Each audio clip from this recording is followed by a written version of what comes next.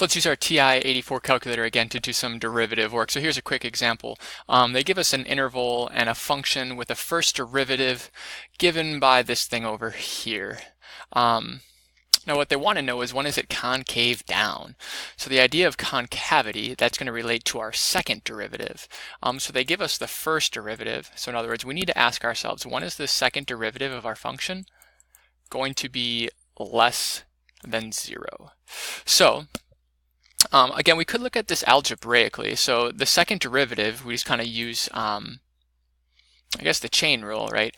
This would be the second derivative of that function.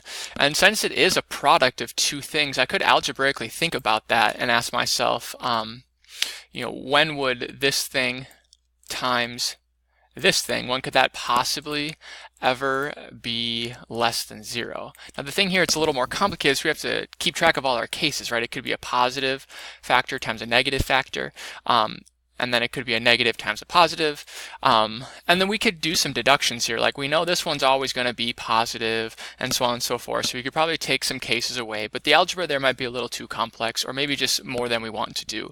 So what we can do is we can use our graphing calculator to answer the same question. So on my graphing calculator, what I've done in Y1, or what I've done is I've entered the first derivative that was given to us. Now what I want to do is I want to look at a graph of the second derivative. So I'm going to turn off the first derivative. I'm going to have my calculator graph the second derivative. So I can clearly just look, when is it going to be under 0, when is it going to be above 0. So I'm going to go to the math option here. And option 8 is the n derived. So I kind of like the nth derivative per se. So here I'm going to take the derivative with respects to x, and the function, I could just type it in, right? I could type that whole thing in, but I already typed it into y1 in case I wanted to look at the graph and go back and check my answer. So I'm just going to tell my calculator that I stored that in y2. So the vars menu, y variables, and the functions, and I have it in y1.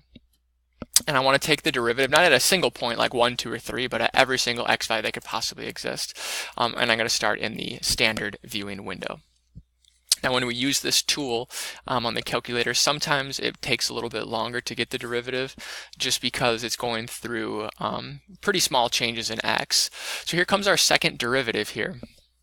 And if we were asking ourselves when this was going to be concave down, in other words, when is this less than 0? So I can go ahead and use the 0 function on my calculator. And I can tell that there's going to be a 0 right over here. So my calculator, I'll guess right there.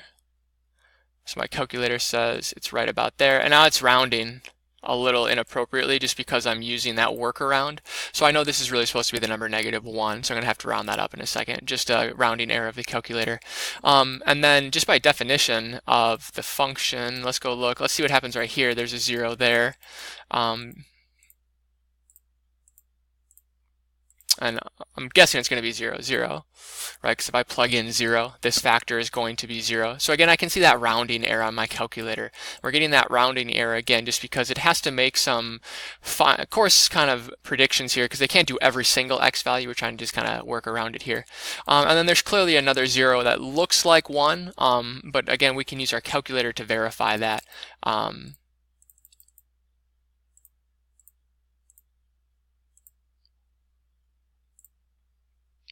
And again, due to the way that we've kind of done this, we have to make our rounding errors. So what we can tell is our graph here, so this second derivative is going to be less than 0.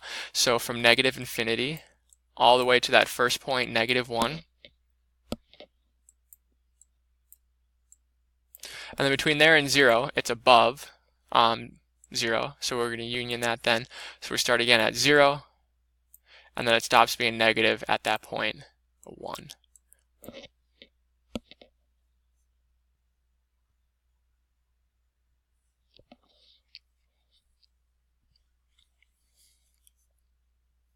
The last part of the function here is that we have to just go back and respect the domain.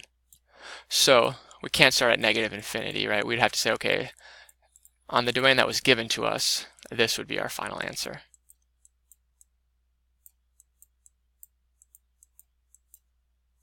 So again, just summarize what we could do this algebraically, but that might take more time than we need to, so we can use our calculator.